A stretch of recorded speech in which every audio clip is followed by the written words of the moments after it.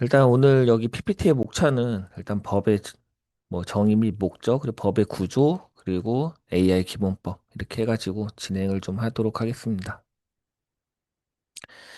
일단 법을 보실 때 법은 뭐 이 정도는 그래도 상식적으로는 아시잖아요. 이거 헌법이 있고 왜 이래? 그다음 법이 있고 그다음 시행령, 시행규칙, 조례, 규칙, 고시 이런 순으로 이제 법이 있거든요. 뭐 여기까지는 우리가 잘 모르더라도 헌법이 제일 위에 있고 그 다음에 법, 그 다음에 시행령, 시행규칙 이렇게 있는 거는 그래도 어느 정도는 알고 계시잖아요. 그럼 이제 이렇게 법의 구조가 되어 있다고 했을 때 이제 법을 보실 때는 이 순서대로 보시면 돼요. 상위법이 항상 우선입니다. 당연히 법보다는 헌법이 우선하는 거고 시행령보다는 당연히 법이 우선하겠죠.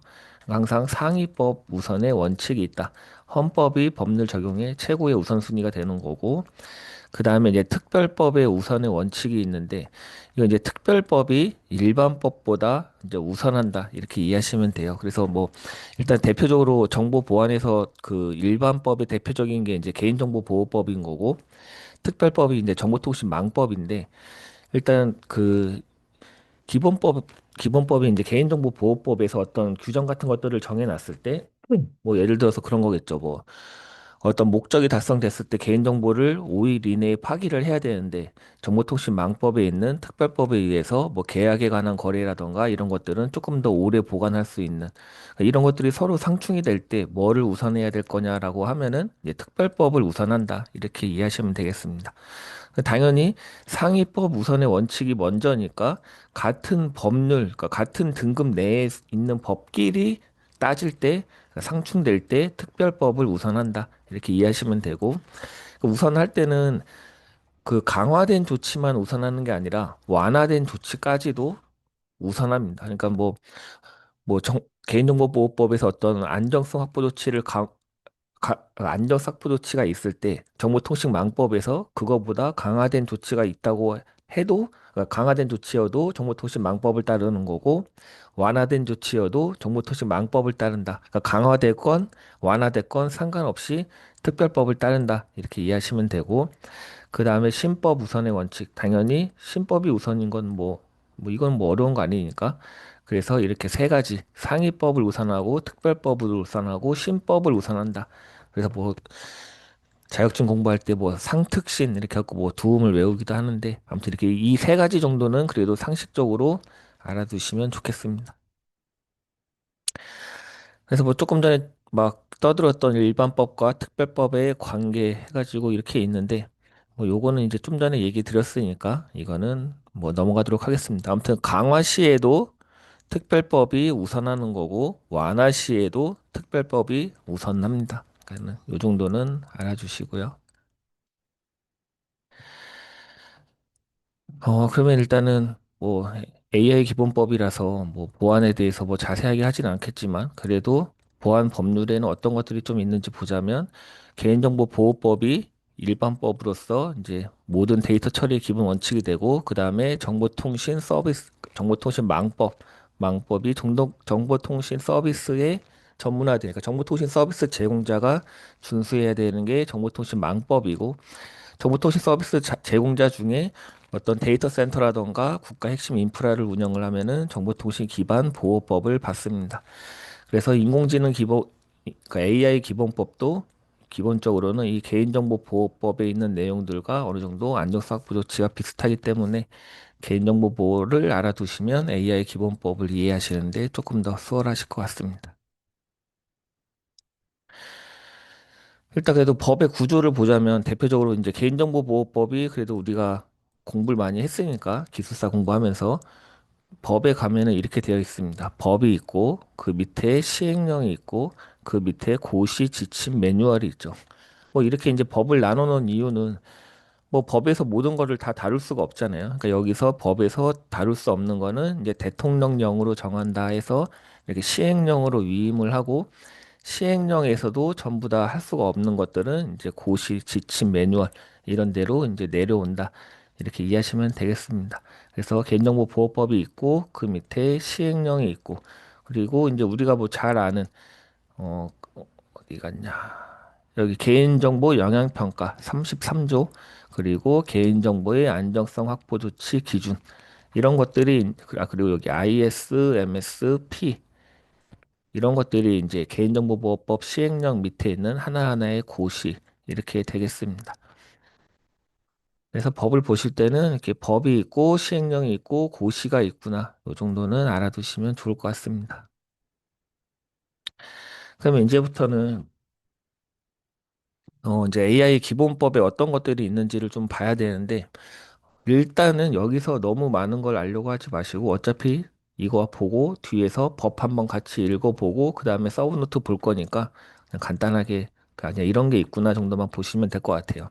일단 AI 기본법 하면 그래도 저희가 뭐 주간 모의고사라던가 아니면은 뭐 ITP 모의고사 파이널 라운드 이럴 때 조금 문제가 나와가지고 이 정도는 그래도 알고 계실 거예요. 투명성 고지, 안정성 확보, 고영향 AI 사업자의 책무, 이렇게 이제 네 가지가 가장 중요하다고 보시면 되고, 여기서부터 31, 32조, 33조, 34조, 고영향 AI 고영향 AI 영향 평가, 그게 35조. 그래서 31조부터 35조까지는 그래도 요 정도는 암기하시면 좋을 것 같습니다.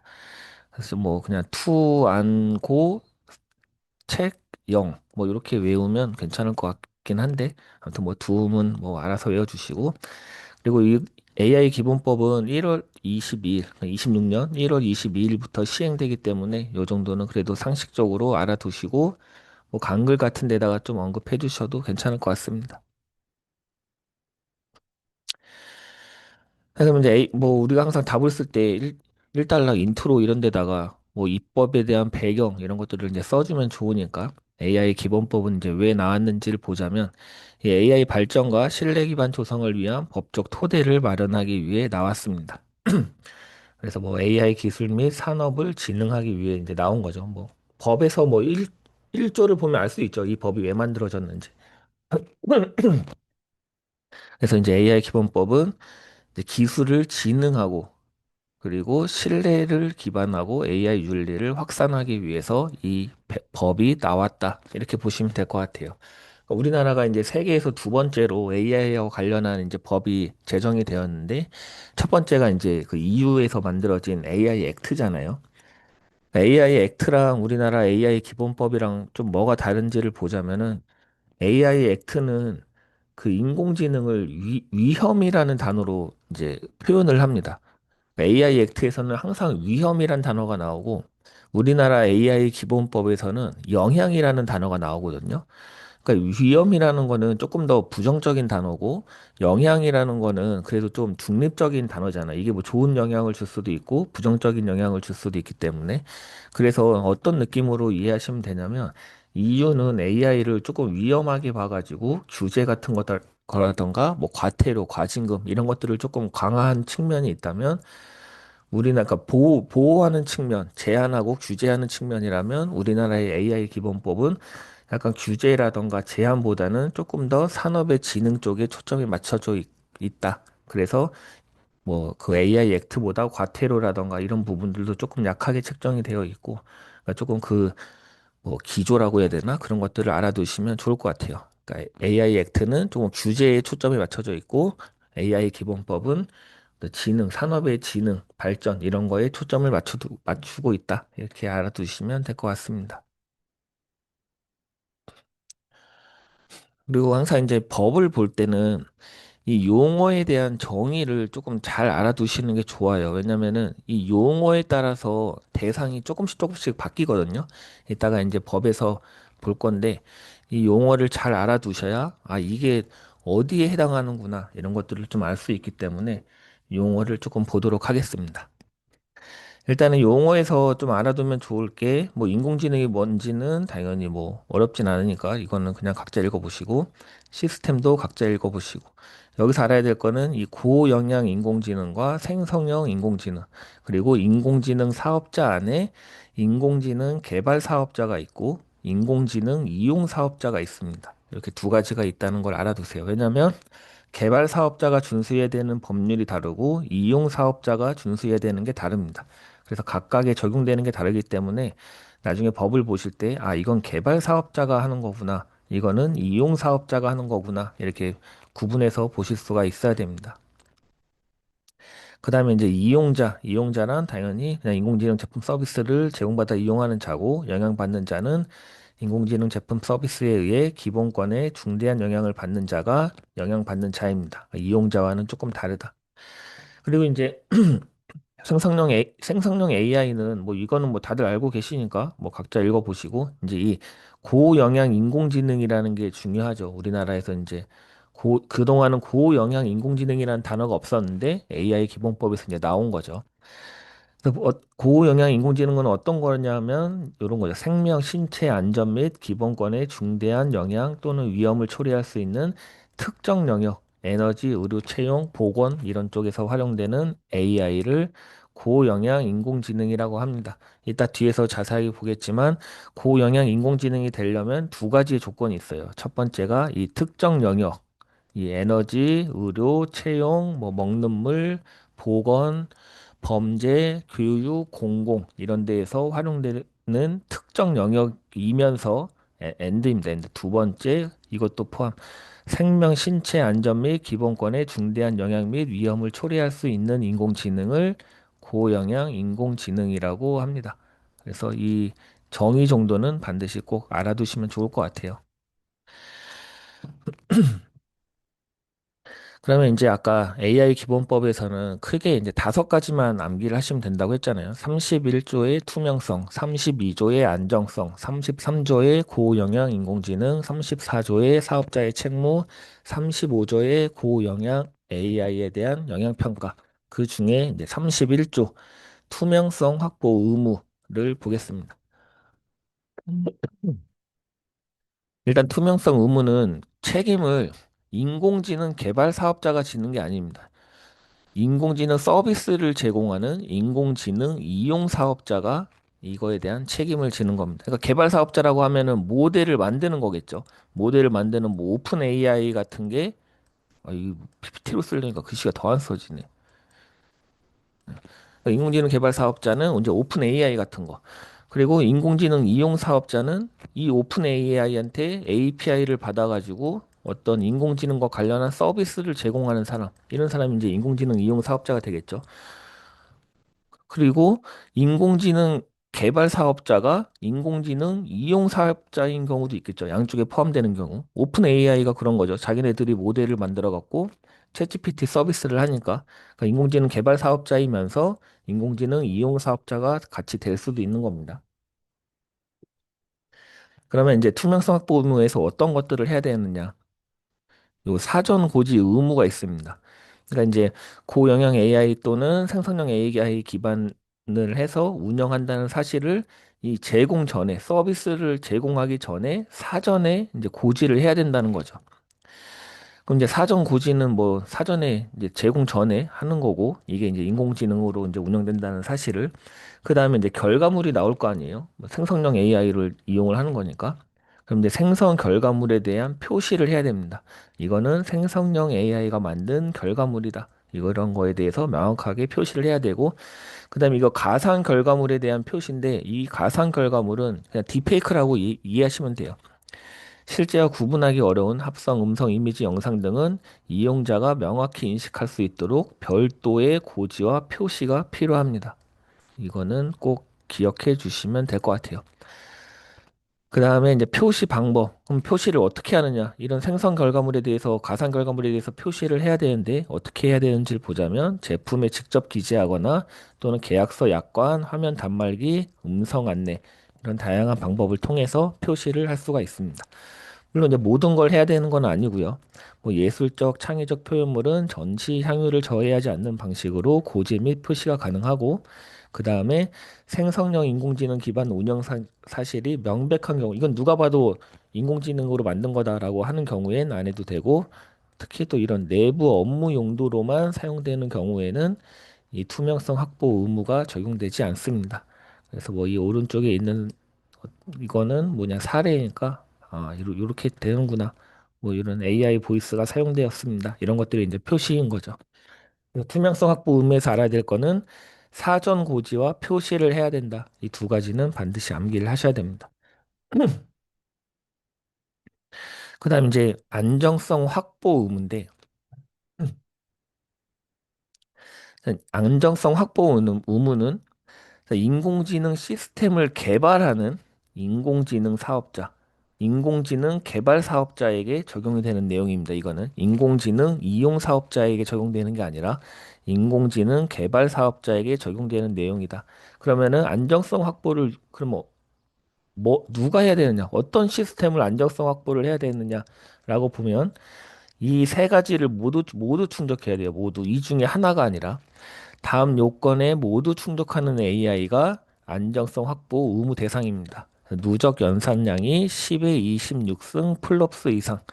그러니까 10의 26승 플러스 이상이 그러면 도대체 뭐 얼마나 되는 거냐라고 하면 GPT-3가 10의 23승 정도의 플rops를 사용을 했다고 하고 GPT-5가 10의 27승 플rops를 사용한다고 합니다. 그러니까 한 GPT-5 정도 되면은 누적 연산량이 대상이 되는구나.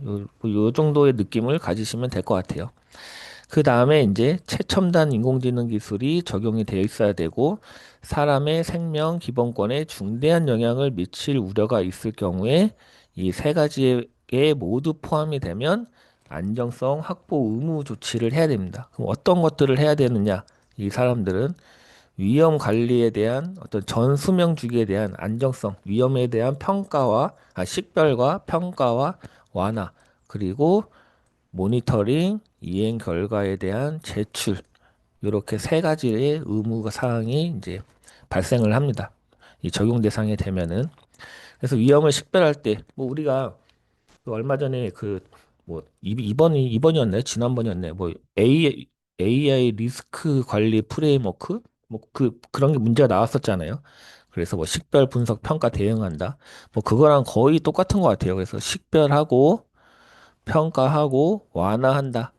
그래서 수명주기 전 과정에서의 어떤 특수성, 기술적 특성, 예측 가능한 악용 이런 것들을 이제 위험을 식별을 하고 그다음에 리스크 평가 팀을 구성을 해서 이 다섯 단어가 저는 조금 차별화를 할 수 있는 단어인 것 같아요. 이거 나중에 이따가 뭐 좀 보겠지만 이 다섯 개를 가지고서 위험을 평가한다고 합니다. 가이드 보면 그래서 심각성과 중대성과 실현 가능성과 빈도와 관리 가능성 이 다섯 개로 위험을 평가한다고 합니다.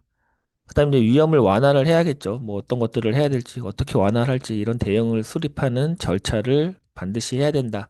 안정성 확보 의무를 위해서는 그리고 뭐 안전사고 모니터링 및 대응 이런 것들을 해야겠죠. 그리고 이거에 대한 결과를 과기정통부 장관에게 제출을 해야 됩니다. 그래서 이런 안정성 확보 의무가 있다 이렇게 이해하시면 될 것 같습니다. 일단은 제일 중요한 거는 제가 볼 때 요 적용 대상이겠죠. 적용 대상이 제일 중요한 거고 그 다음에 위험 관리를 해야 되고 모니터링하고 이행 결과를 제출을 해야 된다. 그리고 위험 관리를 할 때는 식별, 평가, 완화 이렇게 되어 있고 그 다음에 평가 단계에서 심각성, 중대성, 실현 가능성, 빈도, 관리 가능성 이렇게 다섯 개를 같이 암기해 주시면 좋을 것 같습니다. 아, 아. 그리고 그리고 이게 제일 중요하죠. 이걸 까먹네. 10의 26승 플러스 이 누적 연산량이 10의 26승 플러스 이상. 이 키워드는 꼭 암기해 주세요. 이거 하나만 있어도 한 1점은 더 줄 것 같습니다. 그 다음에 이제 고영향 인공지능. 고영향 인공지능이란 무엇이냐? 네, 1차 조건, 고영향 인공지능 주요 영역. 여기에 포함되는 인공지능이어야 됩니다. 일단은. 그래서 에너지, 먹는 물, 보건의료, 의료기기, 원자력, 교통, 공공서비스, 범죄수사, 채용, 대출, 교육. 여기에 일단 1단계로 포함이 돼야 되고요. 그 다음에 2차 조건이 생명, 신체, 기본권에 중대한 영향을 미치는 영역의 인공지능. 이렇게 두 가지의 조건이 돼야 됩니다. 그래서 요런 그림 같은 거를 조금 봐두시면 좋을 것 같아요. 1단계 조건. 딱 그 3단표로 답 쓰기 좋잖아요. 1단계 조건, 영역에 해당해야 된다. 2단계 조건은 사람의 중대한 영향, 위험을 초래할 우려가 있다. 그러면 고영향 인공지능이다. 아까 이 앞에서 안정성 확보 의무 조치에서 사람의 생명 기본권에 중대한 영향을 미칠 우려가 있을 것이라는 얘기가 나왔었잖아요. 그러니까 이것만으로는 항상 꼭 이게 있다고 해서 무조건 고영향이라는 거는 아닌 거죠. 이거 플러스 이 뭐야 10의 26승 플러스라던가 최첨단 인공지능 기술을 이용을 하면은 안정성 확보 의무가 있는 거고 그 다음에 이렇게 사람의 생명 신체 여기에 영향을 미칠 수 있으면서 여기에 분야에서 이용이 되면은 고영향 인공지능인 겁니다. 조금 서로 기준이 다르니까 그 기준 같은 것들을 조금 잘 암기해 두시면 좋을 것 같습니다. 그럼 이제 고영향 인공지능 아무래도 고영향이니까 조금 더 안정성 확보 조치를 더 해야겠죠. 그냥 인공지능 모델보다 아까 위에 앞에서 나왔던 안정성 확보보다 더 이제 강화된 이제 어떤 책무 이런 것들이 있기 때문에 별도로 34조에서 이런 것들을 안내를 하고 있습니다. 그래서 고영향 인공지능으로 확인된 AI 시스템을 제공하는 사업자는 다음과 같은 이제 특별한 책무를 지게 되어 있습니다. 그래서 어떤 것들을 해야 되는지 보자면 위험 관리 방안을 수립하고 운영하고 이거는 이제 아까 그 안정성 확보 조치에서 하는 거랑 거의 똑같다고 보시면 되고 그다음 이제 추가되는 게 이제 2번, 3번, 4번, 5번이 추가되는 건데 설명 방안에 대한 수립 및 시행입니다. 이 설명 방안이라는 거는 XAI죠. 이게 어떤 결과라던가 판단 그리고 뭐 학습용 데이터가 어떤 것들이 사용됐는지 이런 것들에 대해서 설명을 할 수 있는 방안을 수립을 해야 됩니다. 그다음 이제 이용자 보호 방안에 대한 수립 및 운영 이런 것들을 해야 되고 뭐 이용자 보호 방안이니까 뭐 학습 데이터가 노출되면 안 되고 모델에 대한 뭐 안정성 확보 이런 것 때문에 이제 적대적 공격 이런 이제 이거에 대한 대응을 해야 되는 내용들이 나오고 뭐 또 뭐 그런 것도 있겠죠 뭐 자동화된 의사결정에 대한 뭐 설명 요구 권리 뭐 이런 것도 여기 2번 3번에 같이 포함될 것 같습니다. 그다음에 이제 4번에 이 사람의 관리 및 감독 이게 중요한 거죠. 이게 이제 그거잖아요. 휴먼 인 더 루프 요 내용인데 어떤 인공지능이 결정하는 과정에서 반드시 사람의 개입이라던가 뭐 이렇게 개입하는 절차 그리고 뭐 긴급하게 정지하는 기능 그리고 성능 저하 또는 오류 발생에 대한 방안 그러니까 이런 사람의 관리 및 감독에 관한 내용 이게 반드시 포함이 돼야 됩니다. 그리고 마지막 5번은 이 1번부터 4번까지 한 내용에 대해서 모든 거를 문서로 작성하고 보관을 해야 된다. 그래서 5년간 보관을 해야 된다. 이런 이제 뭐 의무가 있다고 합니다. 아, 책무죠. 책무가 있다고 합니다. 책무. 의무? 책무? 제가 사실 뭐 그런 국어를 잘 못해갖고 의무와 책무의 큰 차이점을 모르겠네. 뭐가 책무가 뭔가 조금 더 강화되는 느낌이긴 한데. 어? 저- 잠시만요. 파일 슬라이드 하나가 삭제가 된 것 같은데. 근데 나머지 하나는 그 고영향 영향평가인데 그거는 그 서브노트로 대신 하도록 하겠습니다. 그래서 일단은 제가 준비한 PPT는 일단은 여기까지고 시간이 30분 그 같이 그 인공지능 기본법에 대해서 같이 간단하게 읽어보고 그다음에 시행령에서 좀 알아야 될 내용 같이 보고 그다음에 서브노트를 마지막으로 마무리하도록 하겠습니다.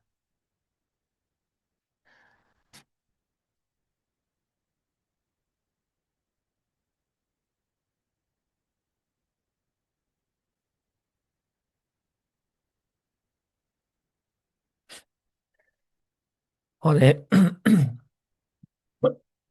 죄송합니다. 아침에 하려고 하면 이렇게 목이 잠기지?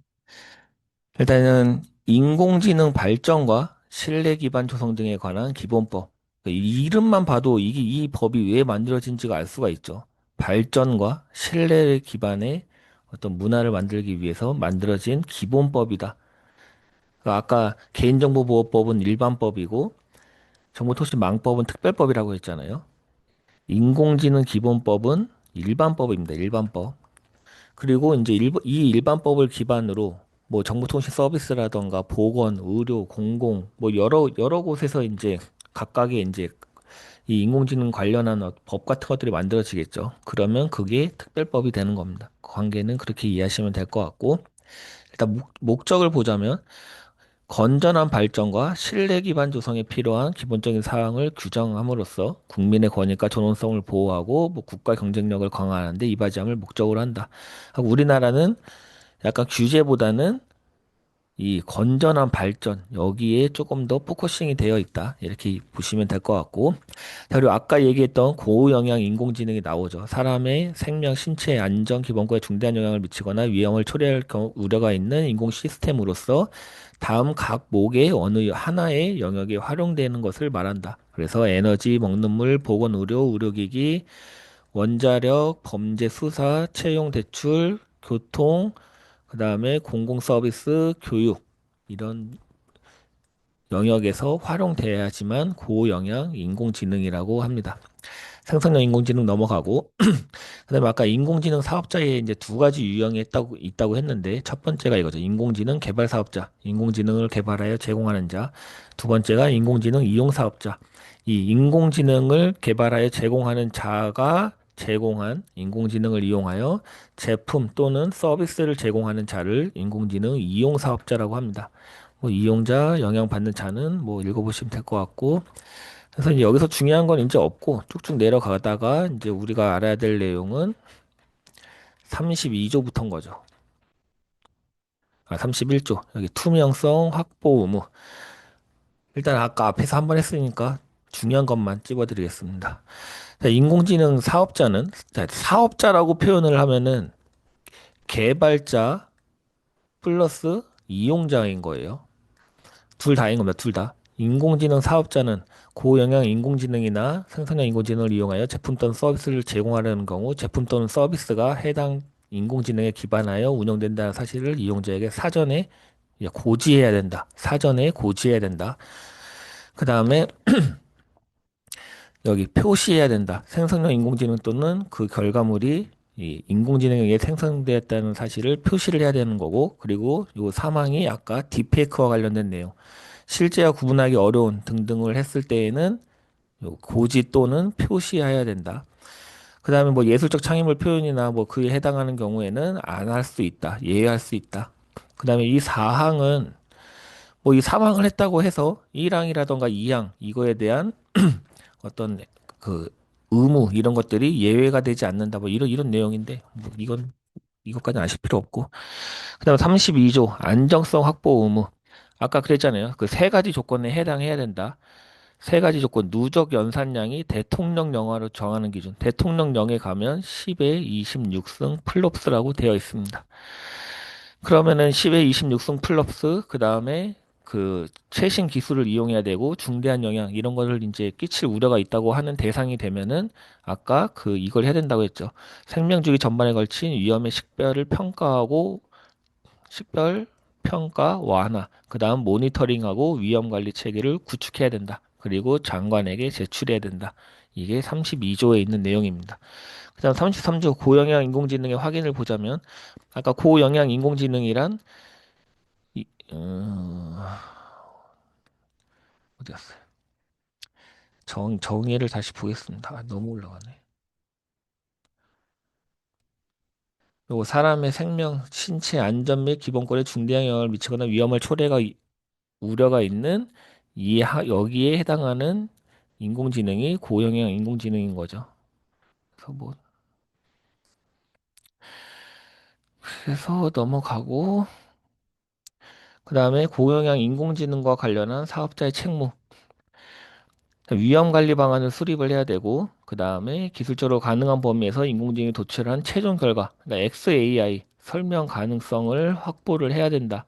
그 다음에 이용자 보호 방안에 대한 수립 및 운영을 해야 되고, 사람의 관리 및 감독을 해야 되고, 문서의 작성과 보관을 해야 된다. 이게 34조에 들어있는 내용입니다. 그 다음에 35조 고영향 인공지능에 대한 영향평가인데, 우리가 이제 피아 같은 경우는 5만, 50만, 100만이면은 의무적으로 영향평가를 해야 되잖아요.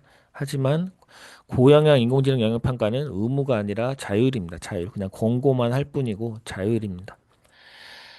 자, 고영양 인공지능 영역평가란 인공지능 사업자가 고영양 인공지능을 이용한 제품 또는 서비스를 제공하는 경우 사전에 사람의 기본권에 미치는 영향을 평가하기 위하여 노력한다.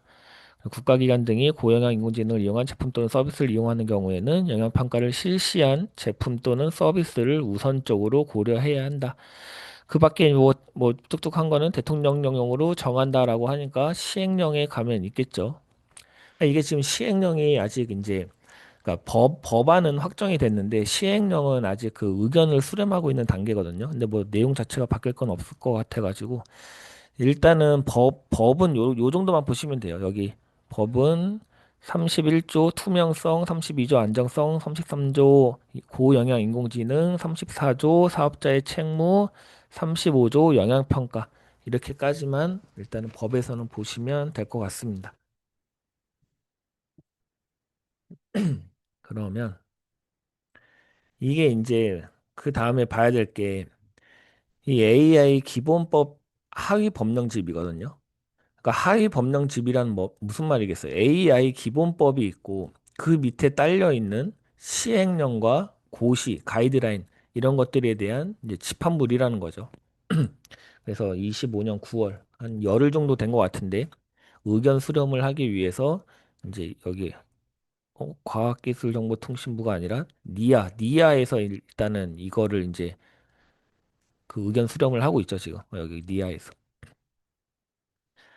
여기를 보면은 요렇게 컨텐츠가 이렇게 되어 있어요. 이것만 보면 아, 이게 제일 중요한 내용이구나라는 게 알 수 있습니다. AI 기본법에 대한 시행령이 여기 나와 있고 그다음에 안정성 확보 고시의 아니라는 게 있어요. 고시. 여기까지도 고시. 사업자 책무도 고시예요. 나머지는 가이드라인입니다. 나머지는 가이드라인. 그러면은 제가 볼 때는 이 안정성 확보와 사업자의 책무는 중요하기 때문에 별도의 고시까지 있는 거고 나머지는 그냥 바로 가이드라인으로 넘어가는 거죠. 그러니까 안정성 확보와 사업자 책무가 조금 더 중요하다. 이렇게 이해하시면 될 것 같습니다. 그래서 뭐 여기서 우리가 전부 다 이거 지금 뭐 421페이지짜리 내용인데 이거를 다 보기에는 시간도 없을 뿐더러 뭐 그렇게 중요한 내용도 없기 때문에 여기서 조금 봐두셔야 될 것들만 제가 조금 그 안내 드리겠습니다. 이거는 지금 원래는 그 홈페이지에서 제가 보여드리려고 했는데 항상 법을 보실 때 그 국가법령 그 사이트에 들어가면은 3단 비교라고 하는 메뉴가 있어요. 3단 비교를 누르면 왼쪽에 법이 나오고 오른쪽에 시행령이 나옵니다. 그러면은 이렇게 서로 비교해 가면서 볼 수 있어요. 어떻게 비교해서 보냐면 예를 들자면 여기 이제 4조의 2항을 볼게요.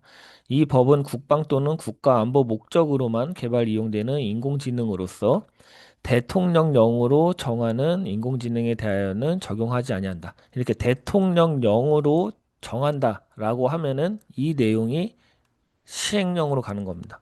그러면 이 옆에 보면은 이거와 관련한 내용이 나오겠죠. 자, 제2조를 보면 AI 기본법의 제4조 2항에 따른 이건 거죠. 4조 제4조의 2항에 따른 국방 또는 국가 안보 목적으로만 개발 이용되는 인공지능으로서 대통령령으로 정하는 인공지능이란 그러니까 이 문구가 요대로 이렇게 들어가 있는 거죠. 이란 다음 각 호의 어느 하나에 해당하는 업무만을 수행하기 위하여 개발 및 이용되는 인공지능을 말한다 하면서 이렇게 자세하게 이렇게 내용이 나와 있는 겁니다. 그러니까 이제 이렇게 자세한 것들을 여기 법에다가 넣어버리면은 나중에 이런 게 하나하나 추가할 때 될 때마다 법을 전부 다 개정해야 되고 그러니까 그리고 또 너무 이제 법의 내용이 많아지니까 이렇게 디테일한 부분은 시행령으로 넘긴다. 그런데 또 시행령에서도 전부 다 할 수가 없잖아요. 그러면 이제 고시로 넘어가고 고시에서도 다 다룰 수 없다 하면 가이드라인이라던가 이렇게 점점 내려간다고 이해하시면 되겠습니다. 그래서 법을 보실 때 항상 3단 비교로 그 창을 띄워놓고 보시면은 조금 더 편하게 보실 수 있습니다. 그러면 이제 22조, 24조에서 아니죠. 31조부터 법에서 얘기하는 내용들을 시행령에서 어떻게 다루고 있는지를 조금 보자면은, 어, 잠시만요. 여기. 제1항에 따른, 그러니까 31조에서 중요한 게 투명성 확보 의무인데, 투명성 확보 의무를 할 때 사전 고지와 표시가 중요하다고 했잖아요. 그러니까 제1항에 따른 사전 고지, 제2항에 따른 표시, 제3항에 따른, 제3항이 그거잖아요. 딥페이크. 딥페이커에 따른 고지 또는 표시의 방법 및 그 예외 등에 관하여 필요한 사항은 대통령령으로 정한다. 라고 했으니까 요 내용이 이렇게 올라오면 이제 여기에 나오는 거죠. 그래서 뭐 제31조 제1항에 따른 사전고지를 해야 되는데 어떻게 할 것이냐 사전고지를 해서 이렇게 자세하게 나와 있는 내용이 시행령의 내용입니다. 뭐 이거를 여기서 다 보기에는 좀 그러니까 또 법은 이렇게 이해하면 된다. 그다음에 이제 안정성 확보 의무에서 아까 이 여기 학습에 사용된 누적 연상량이 대통령 영화로 정하는 기준 이상이라고 했잖아요. 그러면은 시행령을 가서 보면 제32조 제1항 여기 32조 제1항에서 얘기하는 대통령령으로 정하는 기준 이상인 인공지능 시스템이란 여기 나오죠. 누적 연산량이 10의 26승 플러스 이상인 인공지능으로서 인공지능 기술에 대한 발전 수준이라던가 위험도 등을 고려하여 고시하는 기준에 해당하는 인공지능 시스템을 말한다. 그러니까 법에서 다 못 다루는 거는 시행령에 가면 자세하게 이렇게 나와 있습니다.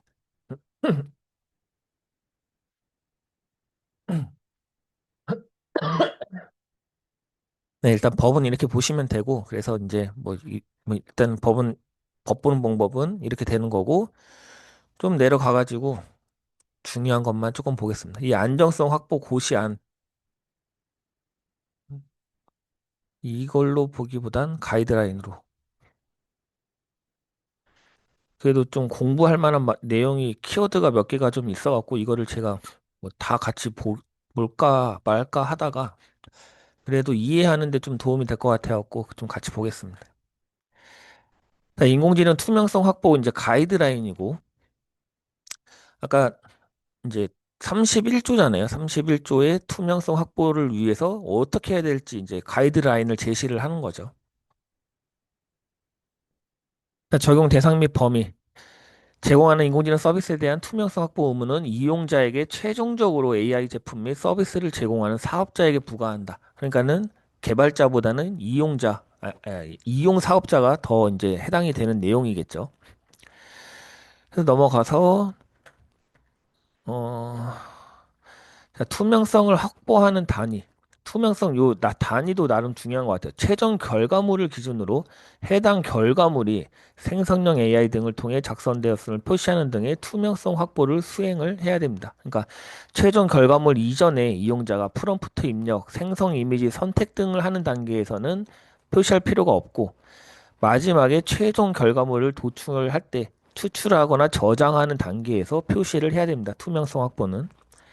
그래서 이런 거죠. 예시가 매직 스튜디오 이런 워터마크. 그러니까 결국에는 이제 표시를 할 때 그러면 이제 답을 쓸 때 투명성 확보에는 사전 고시와 표시를 해야 된다. 그럼 표시를 할 때 어떤 기술 요소 같은 것들을 쓸 수 있을까 하면은 이제 이 워터마크라는 단어가 반드시 이제 키워드로 들어가야겠죠. 기술적인 요소에서는.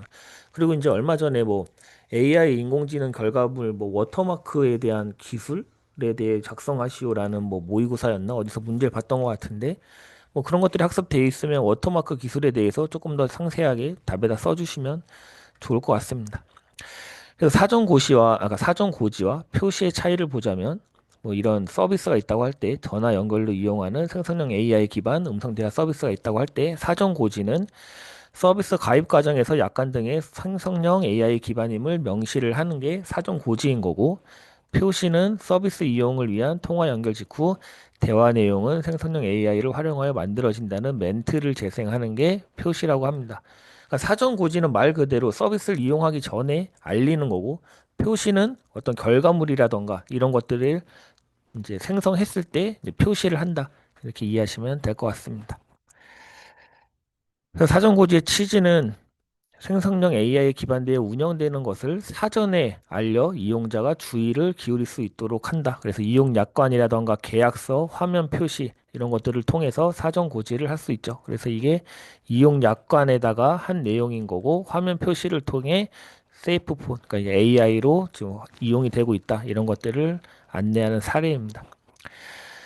그다음에 이제 생성형 AI를 어떻게 표시할 것이냐. 보면 생성형 AI는 이제 어떤 멀티모달이잖아요. 요즘에 뭐 이미지로 나올 수도 있고, 뭐 오디오, 영상, 텍스트 모든 걸로 다 나올 수 있기 때문에 그럼 어떻게 할 것이냐.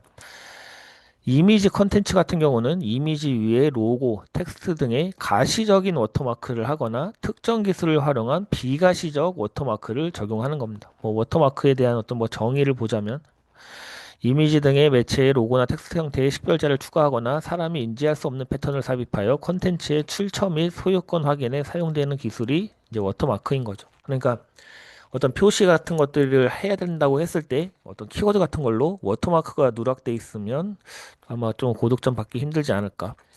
그래서 뭐 표시 사례로는 뭐 삼성은 뭐 이런 데다 표시하고 뭐 SK는 이런 데다 표시하고 프로메이아이는 뭐 이렇게 표시하고 한다고 하니까 아 요렇게 하는 게 표시하는 거구나. 뭐 요 정도 알아두시면 될 것 같습니다. 그다음 이제 동영상 같은 경우는 이미지와 유사하게 로고나 텍스트 등의 가시 가능한 워터마크 및 특정 기술을 활용한 가시 불가능한 워터마크 적용이 가능하다. 가시 가능한 또는 가시 불가능한 게 가능한 거죠. 그리고 이제 요런 거는 좀 알아두시면 좋을 것 같아요. 동영상 전체에 표시할 필요는 없고 약간 인식할 수 있는 수준이면 충분하다. 1시간 분량이면 영상 시작 부분에 한 3에서 5초 정도만 표시하면 된다. 그 다음에 이제 오디오는 재생 초기에 생성형 AI 결과물이라는 사실을 음성으로 알리거나 비가청적 방식의 기술적 워터마크 활용이 가능하다. 그러니까 가청적이거나 비가청적 두 개 다 가능한 거고 아까 영상과 마찬가지로 전체에 표시할 필요는 없고 인식할 수 있는 수준이면 충분합니다. 그다음 텍스트 컨텐츠 같은 경우는 뭐 챗 GPT가 제일 대표적인 거죠. 챗봇 등의 경우 이용 화면이나 메시지 창을 통해서 답변이 생성형 AI를 통해 생성됨을 표시 중이며 텍스트 결과물에 대한 비가시적 워터마크를 부착하는 기술이 개발 진행 중이다. 그러니까 기술이 개발 진행 중이란 말은 비가시적 워터마크를 부착하는 것도 가능하다는 거겠죠. 넘어가고 그 다음에 이제 실제와 구분이 어려운 결과물, 딥페이크 같은 경우에 대한 얘기인 거고 딥페이크 등에 악용될 수 있는 생성형 AI 결과물에 대해서 AI를 활용해서 작성된 것임을 이용자가 명확히 인식할 수 있도록 해야 된다. 단, 예술적, 창의적 결과물에 대해서 이용자가 창작물을 향유할 권리를 침해하지 않도록 예외 규정이 있습니다. 넘어가고, 그래서 뭐 이제 뭐 이런 거. 우주에서 말 타는 우주인. 이거는 누가 봐도 말이 안 되잖아요. AI가 만든 거다. 두 개의 태양. 이런 것도 당연히 AI가 만든 거다. 이런 거에는 표시를 안 해도 됩니다. 넘어가고 뭐 아까 전시 향유 등을 저희하지 않는 방식으로 표지가 가능하다. 뭐 이런 것들은 알아두시면 되겠습니다. 자, 그리고 아까 요거 자, 제3항과 1, 2항의 관계. 1항은 사전고지, 2항은 표시, 3항은 그 디페이크 같은 것들을 이용해서 만들었을 때 사전고지와 표시를 해야 된다. 이 세 개의 관계. 31조의 1항, 2항, 3항은 각각의 목적이 다른 규정으로서 3항에 해당하여 사전교시 또는 표시를 한 경우에도 1항과 2항에 따라 적용이 면제되진 않는다. 그러니까 딥페이크에 따라서 사전고지와 표시를 해도 1항에 따라서 고지와 1항이 표시네. 표시와 2항에 따라 고지. 아무튼 그러니까 표시와 고지도 다 따로 해야 된다. 이런 내용입니다. 그다음 이제 뭐 중요한 건 없고 그다음에 아까 이 예외 사유의 이런 거 명백한 경우 그다음에 내부 업무를 전용으로 사용하는 경우에는 예외라던가 사전고지 이런 것들이 이제 예외가 된다. 서비스 사례는 필요 없고 요거 하나만 봐주세요. 유럽연합의 인공지능법 AI 액트가 있다. 그래서 범용 모델 관련 컨텐츠가 AI에 의해 생성되었음을 명시하는 투명성 의무 규정이 있습니다. 딥페이크를 구성하는 이미지, 음성 또는 비디오 콘텐츠를 생성하거나 조작하는 인공지능 시스템의 배포자는 해당 콘텐츠가 인위적으로 생성 또는 조작되었다는 것을 공개를 해야 된다. 아, 유럽연합의 AI 액트에는 이런 게 있구나. 정도 봐두시면 될 것 같고, 나머지는 필요 없을 것 같아요. 넘어가고, 그다음 AI 안정성 확보 가이드라인. 아까 중요한 핵심적인 내용은 했으니까 요거죠. 안정성 확보 의무는 아까 인공지능 개발 사업자에게 적용된다고 말씀드렸으니까 요 정도는 봐두시고 이 밑에 조금 중요한 거 이거 누적 연상량을 확인하는 방식 아까 이제 10의 26승 플러스 이상이라고 했잖아요. 그러면 그 누적 연상량을 어떻게 계산할 것이냐라는 거죠. 여기 대표적인 추정 방법론으로 이론적, 경험적, 통계적, GPU 사용량 기반의 추정식 이렇게 세 가지의 범주가 있다고 해요. 누적 연산의 측정 방식은 이렇게 세 가지 이론 계산적, 경험적, 통계적, GPU 사용량 기반 추정식. 요 정도 알아두면은 뭐 3단락이라던가 아니면 2단락 이런 데다가 3단표를 구성하기 훨씬 좋을 것 같아요. 측정 방식 해갖고 이거를 3단표의 가운데다가 넣어주면은 좋지 않을까요? 그래서 이제 이론적 계산식에는 뭐 실제 정보 기반 뭐 이렇게 해갖고 막 이렇게 있다고 하는데 사실 이것까지 암기하실 필요는 없다고 보고 요 세 개만 암기해도 제가 볼 때 진짜 한 0.1% 안에 들어가지 않나 생각합니다.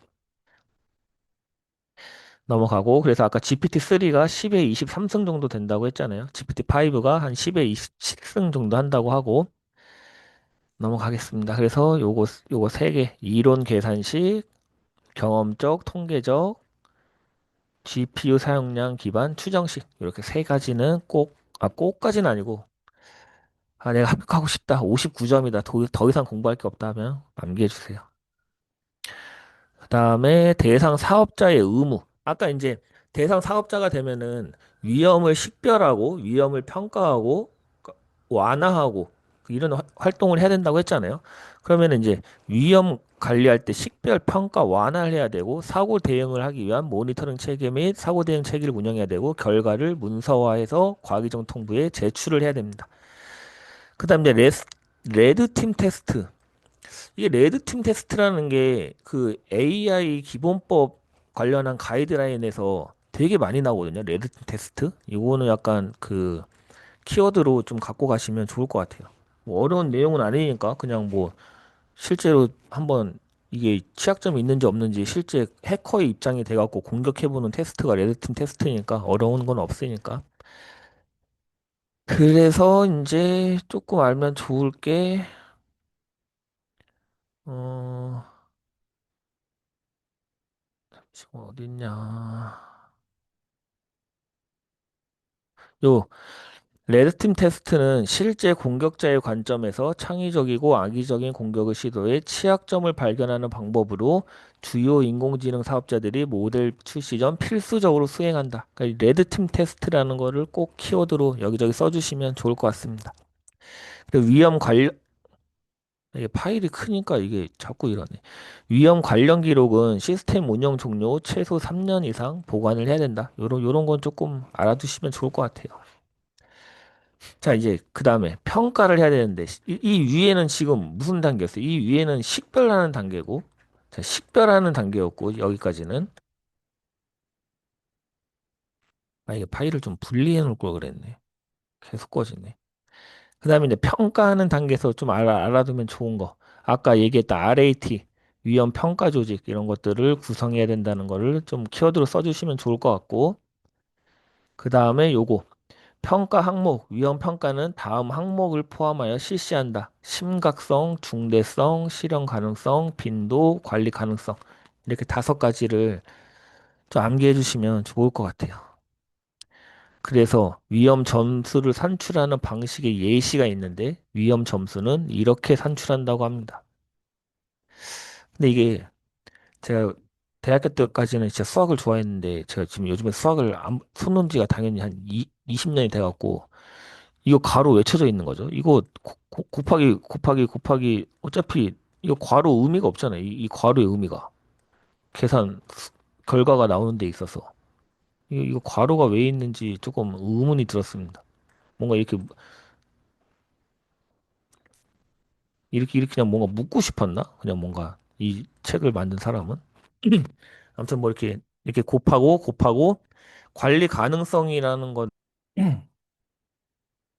나중에 이거 파일은 이거 하위 법령집은 뭐 인터넷에 있으니까 받으시면은 이거는 한번 봐보세요. 이거 위헌 평가에서 이 구성 요소와 세부 항목, 평가 지표랑 평가 방법이랑 평가 절차랑 이렇게 있고 평가 지표에는 발생 가능성, 영향 범위, 악용 난이도, 탐지 가능성, 임계성, 시급성, 평가 방법은 위험 행렬, 시나리오 기반 평가, 프록시 기반 예측, 평가 절차는 위험 등록, 지표 매핑 및 점수와 위험 등급화, 대응 조치 연계. 뭐 이렇게 위험을 평가할 수 있다고 하니까 이런 것들은 조금 알아두시면 좋을 것 같습니다. 그 다음에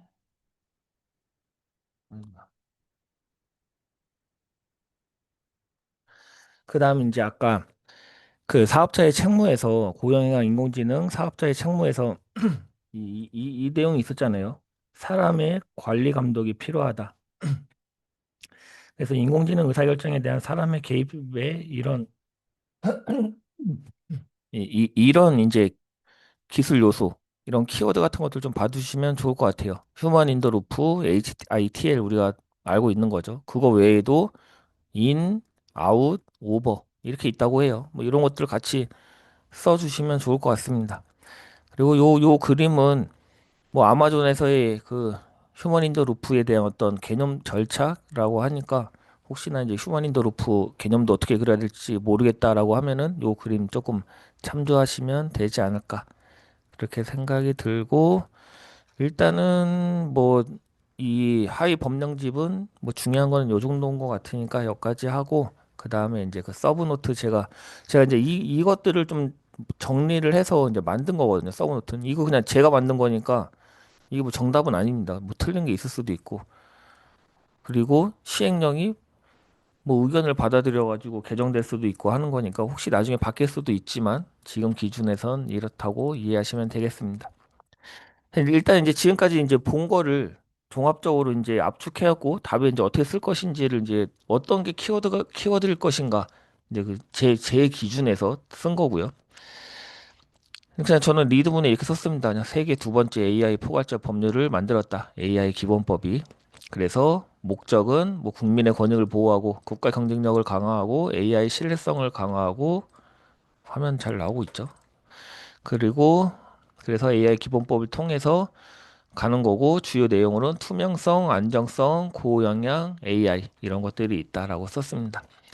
그래서 AI 기본법의 개념을 보자면 인공지능 기술의 건전한 발전과 동시에 그 사용에 대한 신뢰 기반을 조성하는 데 필요한 기본적인 사항을 규정하는 법률이다.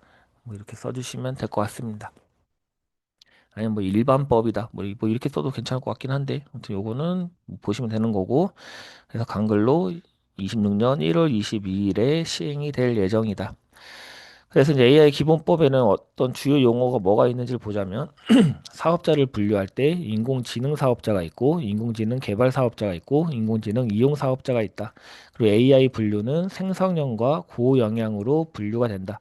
고영향인 경우에는 중대한 영향을 미치거나 여기에 포함되는 경우에 고영향 인공지능에 해당한다. 그리고 이제 이해관계자라는 이용자와 영향받는 자가 있죠. 뭐이 정도의 용어가 있다고 그냥 간단하게 써놨고요. 그다음에 이제 주요 조항으로 뭐 이런 것도 있는데 제일 중요한 건 여기죠. 31조부터 35조까지 투명성 확보 의무. 그러면은 여기다 이걸 썼으면 그래도 오른쪽에다가 사전 고지와 표시에 대한 내용은 써주시고 32조 안정성 확보 의무. 그러면 안정성 검토라던가 오류 방지, 사고 예방 등에 필요한 안전 조치에 대한 이행 의무 부과를 뭐 위험 평가라던가 이런 내용에 관해서 써주시면 될 것 같습니다. 아니면은 안정성 확보에 대한 어떤 그 대상 10의 26승 플러스라던가 이런 거를 써주셔도 될 것 같고 그다음 33조 고영향 인공지능의 확인 고영향 인공지능이란 이제 요건 거죠 요거를 써주시면 될 것 같아요 그다음에 고용량 인공지능과 관련한 사업자의 책무, 아까 위험 관리 방안을 수립하고 설명 방안, XAI를 해야 되고 이용자에 대한 보호 방안을 수립하고 사람의 관리 및 감독, 휴먼 인더 루프 같은 거 같이 써주시면 될 것 같습니다. 문서 작성에 관한 사항까지. 그다음에 고영향 인공지능 영역 평가는 인공지능 사업자가 고영향 인공지능을 이용한 제품 또는 서비스를 제공하는 경우 사전에 해당 제품 또는 서비스가 기본권에 미치는 영향을 평가하는 절차다. 그리고 이렇게 썼고 저는 마지막에 이제 AI 기본법과 AI 액트, 우리나라와 유럽의 이제 어떤 차이점이 있는지. 우리나라는 이제 신뢰 윤리 기반 조성에 기술이 촉진이 이제 좀 맞춰져 있다면 AI 액트는 시장 내에 AI의 위험을 관리하고 소비자 보호하는 데 조금 초점을 두고 있습니다. AI 기본법은 사랑 중심의 AI 원칙을 강조한다면 AI 액트는 기본권 보호에 대한 구체적으로 명시를 하고 있습니다. 법의 목적은 기본법은 자율성을 확보하는 거고 AI 액트는 시장의 안정성을 확보한다. 그래서 분류를 할 때 AI 기본법은 고영향 여부에 대해서 이제 어떤 분류를 한다면 AI 액트는 네 단계의 위험 등급으로 분류를 하죠. 수용 불가하거나 고위험이거나 제한하거나 최소화하거나 이 분류하는 것만 봐도 그 이제 법을 어떤 관점에서 바라보는지를 알 수 있죠. 여기에선 영향이라고 표현을 하고 그러니까 기본법은 영향이라고 표현을 하고 액트는 위험이라고 표현을 합니다. 그래서 그러니까 AI 액트는 중앙 집중형 위험 기반 계층적 관리 방식을 채택하고 높은 수준의 과징금을 부과하는 반면에 한국은 실용적인 규제와 개발자와 공급자의 책임을 강조하며 상대적으로 낮은 과태료를 규정하고 있습니다. 그래서 제가 볼 때 만약에 이제 AI 기본법이 시험이 나온다고 하면은 뭐 개념이라던가 목적 및 필요성 간단하게 언급해 주시고 그래도 용어에 뭐 이용자 영향 받는 자를 쓰고 싶어서 쓴 게 아니라 저는 이런 생성형 인공지능과 고영향 인공지능에 따라 다른 조치를 해야 된다. 이런 내용을 좀 언급하고 싶어서 이런 용어 같은 것들도 정의를 해주시면 좋을 것 같아요. 그리고 당연히 사업자냐, 개발 사업자냐, 이용 사업자냐에 따라서 그 적용받는 게 다르기 때문에 이런 것들을 좀 언급해줘도 괜찮지 않을까 해서 이 주요 용어를 이제 목차로 하나를 잡은 거고요. 그 다음에 주요 조항으로는 31조부터 35조까지는 반드시 써주시면 좋겠습니다. 마지막 3단락은 1교시형이면 AI 액트랑 비교하는 게 제가 볼 때는 그래도 제일 좋은 것 같아요. 우리나라의 법과 EU의 AI 액트가 어떤 차이점이 있다. 요게 1교시형이면 이게 좋을 것 같고 만약에 2교시형이라고 하면은 저는 좀 그럴 것 같아요.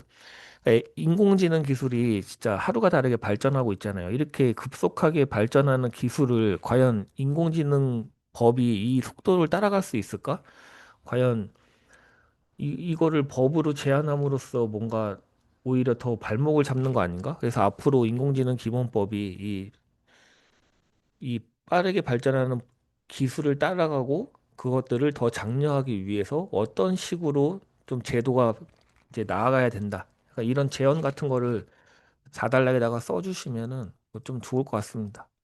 요거는 1교시형, 제어는 2교시형. 그렇게 해가지고 내가 어떤 내용을 쓸지 좀 고민을 해서 가시면 좋을 것 같습니다. 그 다음 이제 AI 투명성 확보 가이드라인입니다.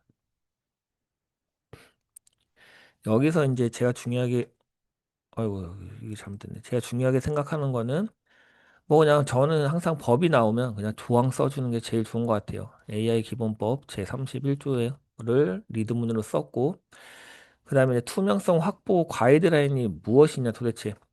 인공지능 사업자가 고영향 인공지능 및 생성형 인공지능을 이용한 제품과 서비스를 제공할 때 사전 고지와 표시를 통해 이용자가 명확하게 인식할 수 있게 하기 위한 가이드라인을 AI 투명성 확보 가이드라인이라고 한다.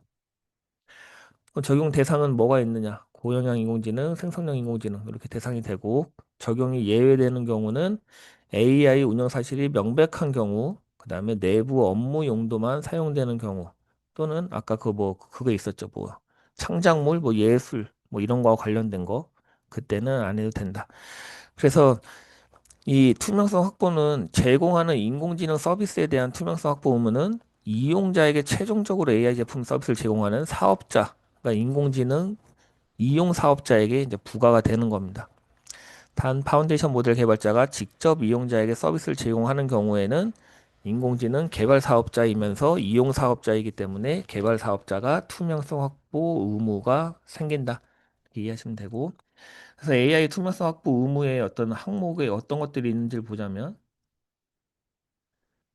죄송합니다. 이게 막 제가 급하게 만들다 보니까 항목입니다. 항목.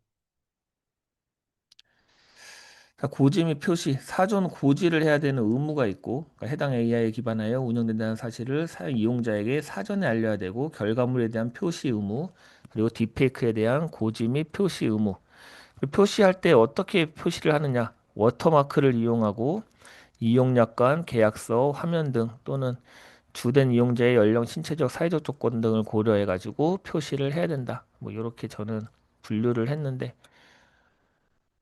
그러니까는 이 투명성 확보가 나오면 사전 고지, 결과물 표시, 딥페이크와 관련한 표지, 고지 및 표시 의무, 그리고 워터마크 이 단어들은 꼭 써주시면 좋을 것 같습니다. 그래서 사전 마지막 저는 이제 다 1교시형으로 이게 답을 작성해 놓은 거여가지고 1교시형이면 3단락에 투명성 확보가 나오면 뭐를 답을 쓸까 고민했을 때 저는 이 사전 고지와 표시가 뭐 어떤 차이가 있다 또는 이 워터마크를 하기 위한 어떤 기술, 세부적인 기술이 있다. 요 둘 중에 하나로 써주시면 좋을 것 같아요. 사전고지의 정의란 인공지능 사업자가 제품 서비스 제공 전에 해당 서비스가 제공 전에 해당 서비스가 미리 알리는 거죠. AI 기반임을. 표시는 생성된 결과물이 AI로 생성되었음을 알리는 행위. 그러니까 여기는 이용 전 단계인 거고 여기는 최종 결과물 단계에 부착하는 거죠. 그래서 뭐 적용 대상은 사전 고지는 고영향 AI 또는 생성형 AI, 표지는 생성형 결과물 또는 실제와 구분이 어려운 합성물. 그래서 어떻게 하느냐? 사전 고지는 뭐 약관, 설명서, 이용자 화면 뭐 이런 데에 한다고 하면은 표시는 가시, 비가시, 워터마크, 라벨, 메타데이터 등 결과물에다가 하는 거죠. 그 워터마크가 제일 중요한 키워드인 것 같습니다. 그래서 사전 만약에 투명성 확보가 나오면 고영양, 생성형, 그 다음 예외되는 거 두 가지 정도. 명백한 경우 내부 업무일 때는 제외된다. 그리고 사전 고지와 결과물 표시와 딥페이크에 대한 고지 표시 의무가 있고 워터마크가 있고 요 정도는 키워드로 꼭 써주시면 될 것 같습니다.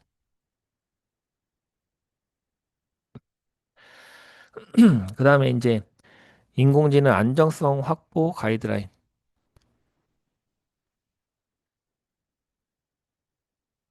이것도 이제 마찬가지로 그냥 법에 대해서 먼저 썼고요. AI 기본법 제32조에 따라서 한다.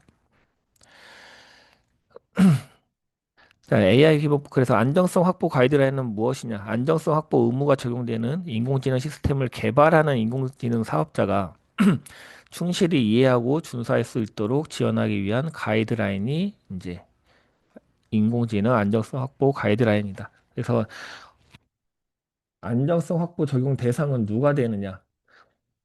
10의 26승 플러스 이상 최첨단 인공지능 기술을 적용하거나 사람의 생명 기본권에 중대한 영향을 미치거나 이 세 가지에 포함이 되고 그리고 의무 대상자로는 인공지능 개발 사업자 그리고 실질적으로 변경해서 사용하는 사업자. 그러니까 이게 뭔 말이냐면 기존 시스템을 실질적으로 변경하여 적용 대상 인공지능 시스템으로 전환한 인공지능 개발 사업자 또는 인공지능 이용 사업자. 약간 파인 튜닝 같은 것들을 통해 가지고 기존의 모델을 변경해서 실질적으로 사용하는 사업자도 이 대상에 해당이 됩니다. 그다음에 판단 단위는 시스템 단위입니다. 시스템 단위. 그러니까 모델 단위가 아니라는 거죠. 동일 모델이라도 시스템 구성에 따라 다른 인공지능 시스템으로 간주가 되기 때문에 적용 대상 여부가 달라집니다. 그러니까 모델 단위가 아니라 시스템 단위다. 라고 이렇게 학습을 해 두시면 될 것 같습니다. 음. 그럼 이제 안정성 확보 대상 사업자. 여기에 이제 대상이 되면 어떤 의무 활동을 해야 되느냐. 의무 활동이 뭐가 있는지를 보자면 위험 관리 측면에서는 위험을 식별하고 위험을 평가하고 위험 제거 완화 및 위험 제거 및 완화 조치를 해야 되는 거죠. 그러면 이제 아까 위험을 평가할 때 그 위험 점수는 심각성, 중대성, 실현 가능성, 빈도, 관리 가능성, 분의 1. 이렇게 이제 위험 점수를 산정한다는 예시가 있었으니까 뭐 이런 것들을 좀 써주시면 좋을 것 같아요. 아니면은 뭐 이 각각 하나하나를 뭐 그냥 언급해 주셔도 될 것 같고. 그리고 요 5개는 심각성, 중대성, 실현 가능성, 빈도, 관리 가능성. 요 정도는 좀 암기하시면 좋을 것 같습니다. 이제 안전사고 관리를 위해서는 아까 이 리스크 매니지먼트 프레임워크 같은 것들을 구축하고 모니터링하고 대응하고 안전사고를 처리하고 예방 조치를 해야 된다. 그리고 결과는 확인된 날로부터 3개월 이내에 과기부 장관에게 제출을 하면 됩니다. 그래서 안정성 확보 대상자의 의무 활동으로는 요렇게 있다. 이렇게 학습하시면 요 정도면 충분할 것 같아요. 그러니까 인공지능 안전성 확보가 나오면 적용 대상에 대해서 먼저 써주고 그 대상은 어떤 활동을 해야 된다라고 써주시면 될 것 같습니다. 그다음 이제 위험 평가 체계 이제 핵심 구성 요소 아까 그 뭐죠 시행령 모음집에서 요 위험 평가 체계 핵심 구성 요소 해갖고 요렇게 좀 봐두시면 좋을 것 같다고 했잖아요. 요거까지 뭐 3단락 같은 데다가 같이 써주시면 좋을 것 같아요. 평가 지표에는 발생 가능성, 영역 평가, 악용 난이도, 탐지 가능성, 임계성, 시급성 이런 게 있다. 근데 제가 이걸 보면서 저는 진짜 궁금했어요. 아니 위에는 위험 평가를 이렇게 써놓고 어떻게 같은 하위 법령집에 밑에는 구성 요소가 왜 평가 지표가 다른 거지? 뭐 이런 생각이 좀 했었거든요. 근데 위에는 인공지능에 대한 위험 평가 어떤 기준? 그 인공지능이라는 단어가 들어가 있고 밑에는 그냥 위험 평가 지표라고만 되어 있거든요. 뭐 그래서 그런 건가? 근데 뭐 내용을 보면 프롬프트 조작 난이도라던가 뭐 이런 거 보면은 결국에는 인공지능 관련한 내용인 것 같은데 왜 다른지 모르겠어요. 아직 그러니까 가이드라인도 아직 조금 완성도가 낮은 것 같습니다. 초안이라서 뭐 여기 다르고 여기 용어 다르고 뭐 저기 용어 다르고 뭐 서로 다른 사람이 다 썼을 거 아니에요. 일부 분량 맡아가지고 뭐 그래가지고 용어가 조금 다른 거 아닌가 뭐 이런 생각은 하고 있습니다. 그래서 위험 평가 체계에는 평가 지표와 평가 방법과 평가 절차로 나눌 수 있고 요러고 발생 가능성, 영향 범위, 악용 난이도, 탐지 가능성, 임계성, 시급성 평가 방법은 위험 행렬, 시나리오 기반 평가, 프록시 기반 예측, 평가 절차는 위험 등록, 지표 매핑 및 점수와 위험 등급화, 대응조치 연계 이렇게 해갖고 위험 평가 체계가 구성이 되어 있습니다. 그다음에 이제 위험 완화 제거를 하기 위한 기술 요소에는 뭐가 있는지 이것도 그 하위 법령집에 나와 있는데 크게 기술적 조치와 운영적 조치와 조직적 조치 이렇게 세 가지로 나눌 수 있고 기술적 조치에는 기능 제한 그러니까 뭐 이런 거죠. 모델 서비스의 특정 고위험 기능, 그러니까 코드 실행, 파일 업로드, 장치 제어를 뭐 이런 것들을 이제 제한을 둔다거나 프롬프트 필터링 이건 뭐 무난한 거죠. 뭐 입력값에 대한 어떤 뭐 필터링 같은 걸 하는 거 차단하고 그다음에 알고리즘 교체, 편향, 환각, 보안 취약이 확인된 모델에 대해서 뭐더 안정한 것으로 대체한다. 이게 이제 기술적 조치, AI 기본법 하위 법령집에 나와 있는 기술적 조치인 거고 운영적 조치는 사용자 제한, 응답 거부 설정, API 접근 지역. 그러니까 사용자 제한에는 뭐 연령, 지역, KYC 저희 항상 그 금융에서의 키워드잖아요. 그 고객 확인 제도, 그다음에 용도별 화이트, 블랙리스트, 속도 제한, 이런 리밋 레이트, 아니야, 반대 레이트 리밋. 이런 거 약간 키워드로 괜찮은 것 같아요. 레이트 리밋. 그리고 응답 거부 설정에는 뭐 특정 요청에 대한 범주, 뭐 불법 행위라던가 개인정보 재식별 뭐 이런 것들에 대한 거부 메시지를 반환함으로써 할 수 있고 API 접근 제어, 뭐 OAuth라던가 뭐 스코프 권한 분리 이런 것들을 통해서 API 접근 제어 같은 걸 이렇게 세 가지 사용자 제한, 응답 거부 설정, API 접근 제어 이 세 가지가 운영적 조치에 해당하는 걸로 이 위험 완화 제거를 할 수 있다. 그다음 조직적 조치로는 외부 전문가에게 자문을 받거나 뭐 그리고 뭐 이런 레드팀 같은 거 키워드로 쓰시면 되겠죠. 그리고 리스크 게이팅 출시 기능 활성 확장 전에 위험 관문을 두고 증거 충족 시에만 통과. 이 리스크 게이팅이라는 게 이제 나와 있는데 이런 단어 괜찮은 것 같아요. 저는 리스크 게이팅이라는 거를 처음 봤어요, 여기서. 뭐 다른 데 뭐 개발하시거나 이런 분들은 뭐 많이 보셨을 것 같긴 한데 저는 리스크 게이팅이란 단어를 AI 이제 거기 기본법 하위 법령집에서 처음 봐가지고 이런 단어 넣어놓으면은 좀 차별화되지 않을까? 뭐 그렇게 생각합니다. 그래서 뭐 각 조치에는 측정 지표로 뭐 차단율, 위반율, FNR, FPR 뭐 이런 것들이 있다고 하는데 그래서 일단은 뭐 제가 볼 때는 안정성 확보 가이드라인이 좀 문제로 내기에는 제일 좋은 것 같아요. 그러니까 출제자 입장에서 문제로 내기도 좋고 해설집을 만들기도 좋고 그래가지고 안정성 확보는 좀 잘 학습해 두시면 좋을 것 같습니다.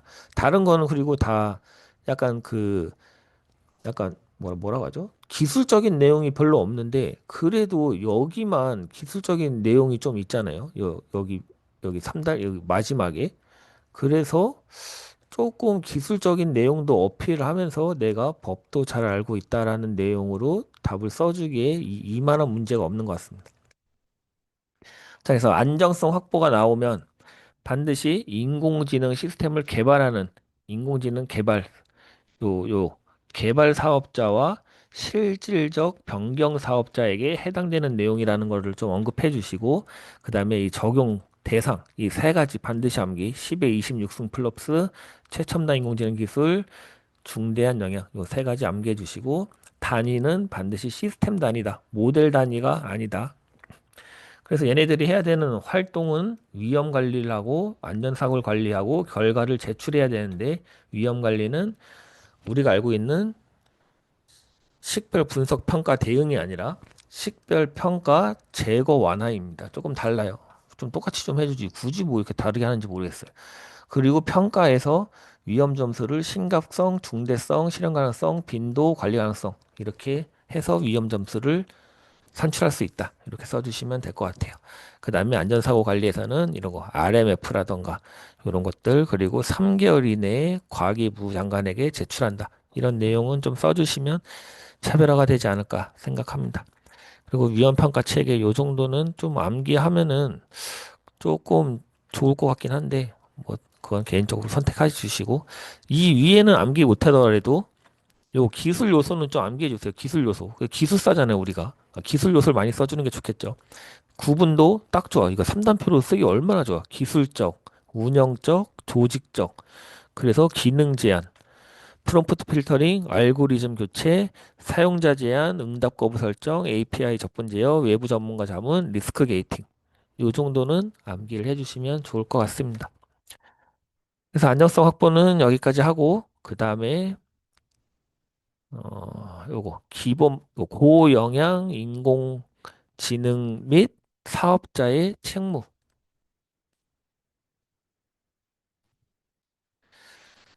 자, 고영양 인공지능이니까 33조죠. 고영양 인공지능이란 무엇이냐? 사람의 생명, 신체의 안전 및 기본권에 중대한 영향을 미치거나 위험을 초래할 우려가 있는 인공지능 시스템으로서 에너지, 먹는 물, 보건, 의료, 원자력, 교육, 공공기관, 교통과 같은 곳에서 영역에서 활용되는 인공지능을 고영양 인공지능이라고 한다. 그래서 판단 기준은 1차 조건 영역에 해당하고 2차 조건 사람에게 중대한 영향 위험을 초래. 영역은 이렇게 되는 거고 이거는 이쪽은 뭐냐 설명한 거니까 이 에너지 먹는 물 보건 의료 원자력 범죄 채용 대출 교통 공공 교육 뭐 다 암기하면 좋을 것 같긴 한데 뭐 하여튼 뭐 한 일부라도 암기해 주세요. 그래서 고영양 인공지능은 요 조건에 해당하는 거고, 그러면 이 고영양 인공지능을 운영하는 사업자의 책무가 발생하는 거죠. 그럼 어떤 책무가 있냐? 위험 관리 방안을 수립 및 운영해야 되고, 설명 방안에 대한 수립 및 시행, 그리고 사람의 관리 및 감독, 여기에 휴먼 인더 루프 같은 거 키워드로 써주시고, 이용자 보호 방안 수립 및 운영, 그리고 문서 작성 및 보관. 요렇게 사업자의 책무가 있습니다. 그러니까 고영양 인공지능이라고 문제가 나오면 고영양 인공지능에 대한 개념을 써주고 고영양 인공지능에 해당되려면 어떤 기준으로 해야 된다. 1차 조건과 2차 조건을 써주시고 그 다음에 사업자의 책무로는 어떤 것들이 있다. 이렇게 다섯 가지를 꼭 암기해 주세요. 저는 그냥 제 나름의 암기는 위설 아니, 위설관. 아니, 뭐야. 위설관, 이문. 이렇게 외우면 딱 무난한 것 같거든요. 위험, 설명, 관리, 이용자 보호, 문서. 위설, 관이, 문. 이렇게 암기해서 5개는 꼭 학습해 주시길 바라겠습니다. 여기가 이제 고영양 인공지능인 거고, 요것도 잘못됐네. 이거는 제가 일단은 조금 잘못된 거 수정해가지고, 한 내일? 아, 월요일 날 다시 최종 번호 업데이트 해드릴게요. 그 다음에 이제 마지막으로 고영양 인공지능에 대한 영향 평가입니다. 이제 고영양 인공지능 영향 평가에 대해서 약간 그 느낌으로 저는 봤거든요. 아니, 개인정보 영향 평가랑 뭐가 다른 거지? 약간 그 느낌으로 봤는데, 한번 보자면 35조에 따라서 하는 거고, 고영양 인공지능 영향 평가란 인공지능 사업자가 고영양 인공지능을 이용한 제품 또는 서비스를 제공하는 거고, 그러니까 고영양 인공지능에 대한 이거를 이용을 해야 된다는 거죠, 무조건. 전제 조건은. 이용한 제품 또는 서비스를 제공하는 경우에 사전에 항상 영향 평가는 사전이란 단어가 들어가야 됩니다. 사전에 해당 제품 또는 서비스가 사람의 기본권에 미치는 영향을 평가하는 절차가 영향 평가입니다. 목적과 필요성은 인간의 존엄성과 기본권을 보호하고 요것도 같이 알아두시면 좋을 것 같아요. 글로벌 상호 운영성을 확보하기 위해서 영향 평가를 한다. 국제사회에서의 신뢰를 강화하고 역의 규제에 대응하며 글로벌 인공지능 시장 진출 시에 제도적 장벽을 최소화하는 것에 목적이 있다. 그러니까 꼭 이 인간의 존엄성과 기본권을 보호하기 위한 게 아니라 이 글로벌 상호 운영성 확보를 하기 위해서 영향 평가를 한다. 요 정도는 같이 갖고 가시면 좋을 것 같아요. 그럼 고영향 인공지능 영향 평가 대상은 어떻게 되느냐? 피아 같은 경우는 5만, 50만, 100만 중대한 변경 네 가지 조건이잖아요. 근데 여기서는 규정하는 대상은 아까 여기 써 있었잖아요. 고영향 인공지능이니까 고영향 인공지능 제품 및 서비스에 대해서 한다. 그러니까 법에서는 고영향 인공지능 제품 및 서비스에 대해서만 영향 평가만을 하도록 규정이 되어 있습니다. 하지만 자율대상 모든 인공지능 사업자에게 인공지능의 책임 있는 활용과 사회적 신뢰 제고를 위해 모든 인공지능 사업자가 자율적으로 영향 평가를 수행 실천하도록 장려하고 있습니다.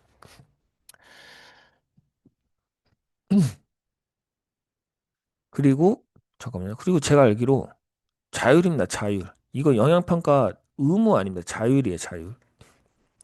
이제 대상이 이렇게 되어 있지만 그렇다고 해서 반드시 해야 되는 건 아닙니다. 제가 알기로. 혹시 만약에 제가 잘못 알고 있는 거면 나중에 말씀드릴게요. 자율입니다. 자율. 그다음에 이제 고영향 인공지능 영향평가에 대한 절차. 잠깐 갑자기 불길한데 자율 맞나? 이거는 제가 이거는 끝나고 바로 확인하고 말씀드릴게요. 고영양 인공지능 평가 절차는 이제 피하는 사수위 이렇게 암기하잖아요. 근데 고영양 인공지능 영향 평가는 사전, 수행, 사후 이렇게 크게 3단계로 되어 있습니다. 그래서 뭐 대표적으로 이런 게 있는데 이거는 이제 밑에서 보도록 하고 그래서 이렇게 영향 평가 절차에 대해서 이렇게 써주시면 될 것 같아요. 사전, 수행, 사후. 사전 단계에서는 평가 필요성에 대해서 이제 검토를 하는 거죠. 이게 고영향 AI가 맞느냐, 뭐 이런 것들을 이제 확인하는 거고, 그 피영향자에 대한 분석을 해야겠죠. 이 고영향 인공지능을 사용했을 때 누가 영향을 받을 것인가, 이런 것들, 그리고 평가 대상에 대한 작동 원리를 이제 분석을 해야 되죠. 인공지능 기반 제품 또는 서비스의 기술 운영상 작동 원리를 자세하게 조사하고 기록함으로써 기본권 영향 식별 및 분석에 대한 기초 자료로 활용한다.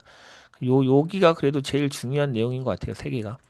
그다음 기본권 영향 식별 및 분석, 앞서 파악한 작동 원리가 실제 인공지능 기반 서비스 운영 과정에서 발생할 수 있는 다양한 사항을 설정하고 분석한다. 요 3가지를 하는 게 고영향 인공지능 영향 평가다. 사후 단계에서는 뭐 후속 조치를 하고 그다음에 이제 문서의 보관 및 결과의 공개. 자, 피아 같은 경우는 어떻게 돼요? 2개월 이내에 계보위에 등록해야 되잖아요. 영향 평가 결과를. 하지만 이거는 인공지능 영향 평가의 결과를 자율적으로 공개 여부를 결정할 수가 있습니다.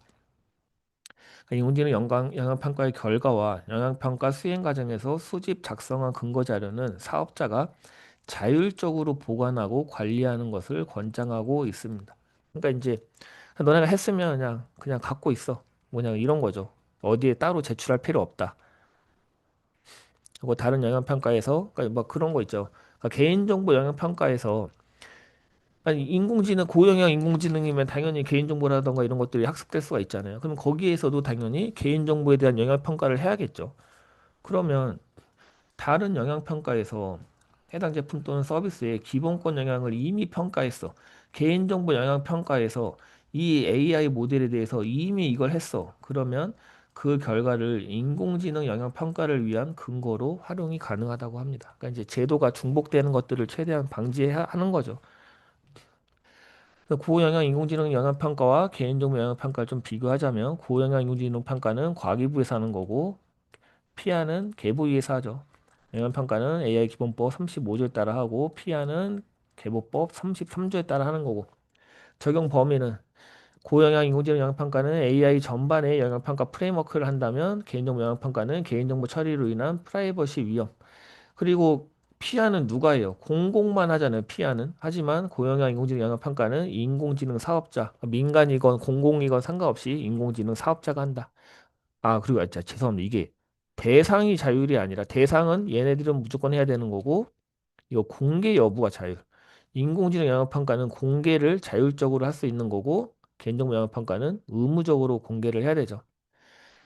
그러니까 이제 뭐 이제 강글은 이제 약간 제가 만들어낸 건데 뭐 이렇게 좀 써주면 괜찮을 것 같아요. 그러니까 개인정보 영향평가는 지금 공공만 하고 있는데 이런 것들을 지금 하도 민간에서 개인정보 유출 사고 이런 것들이 많이 발생하니까 민간까지 확대해야 된다라는 내용들이 나오고 있잖아요. 그러니까 개인정보 영향평가 적용 범위가 민간 사업자까지 확대될 경우에 인공지능 영향평가의 개인정보 관련 평가 항목은 개인정보 영향평가 결과를 인정 보완하는 방식으로 중복성을 해소할 필요가 있다.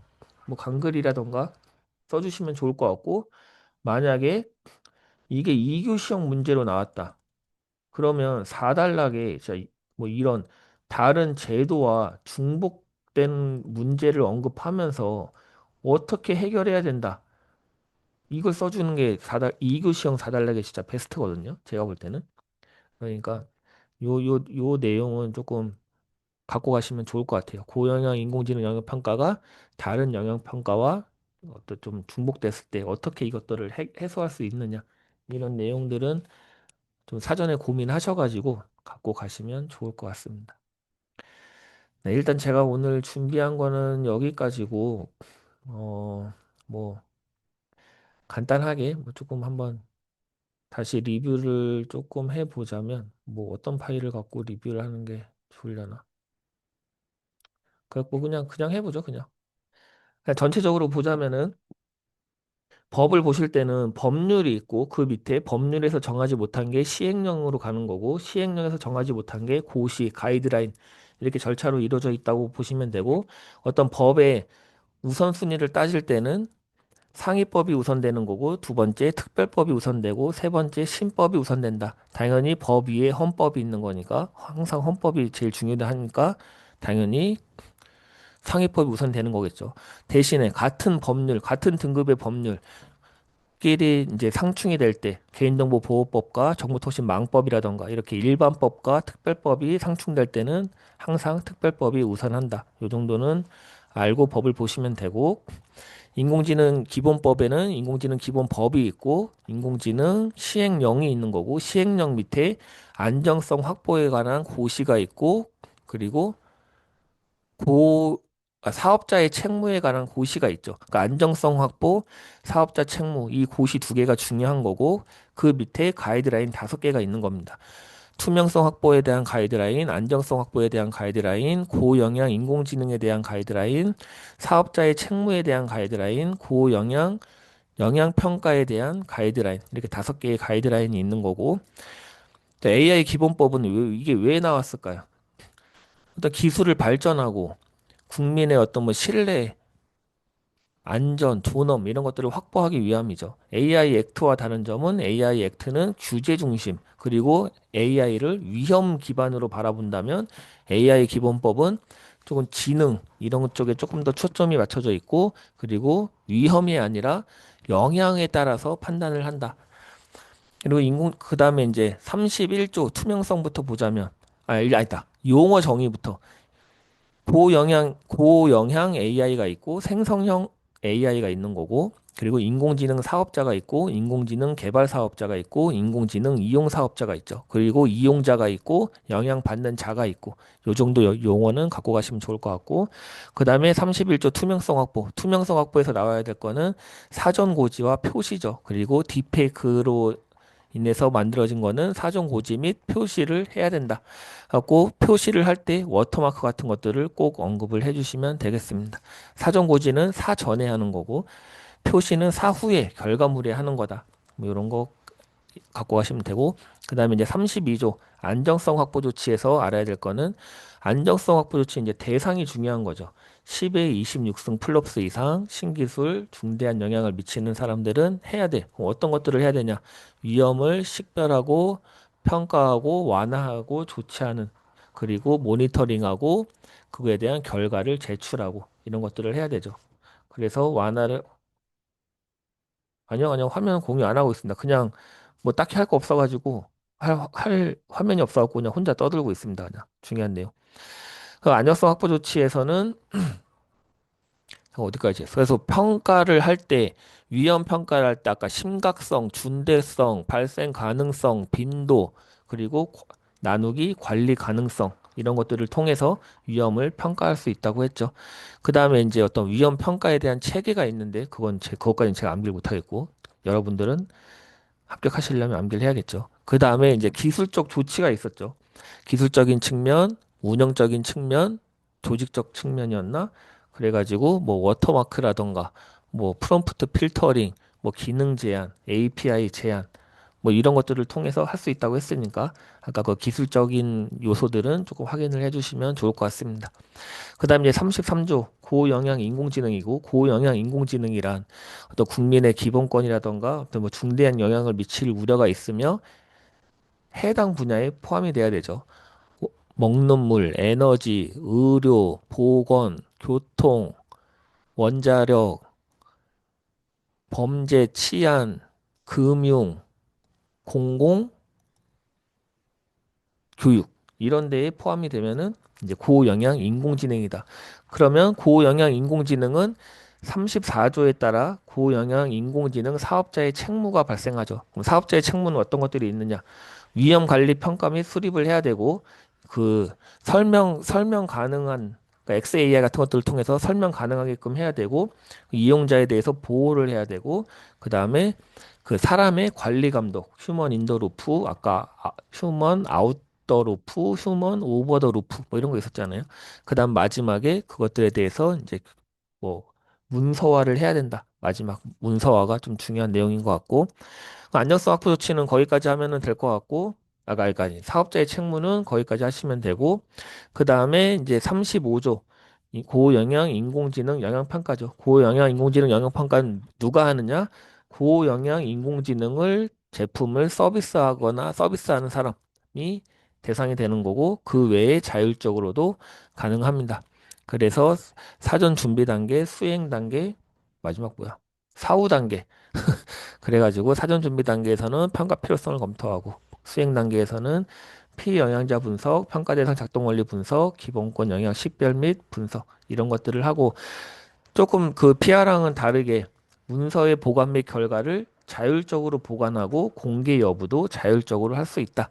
그래서 PR 고영향 인공지능 영향 평가가 나오면 마지막에다가 꼭 다른 어떤 영향평가 제도와 그 중첩되는 것들을 어떻게 이거를 해결할 수 있을 것인가, 그거에 대한 나만의 인사이트, 이런 것들을 준비해서 가시면 되겠습니다.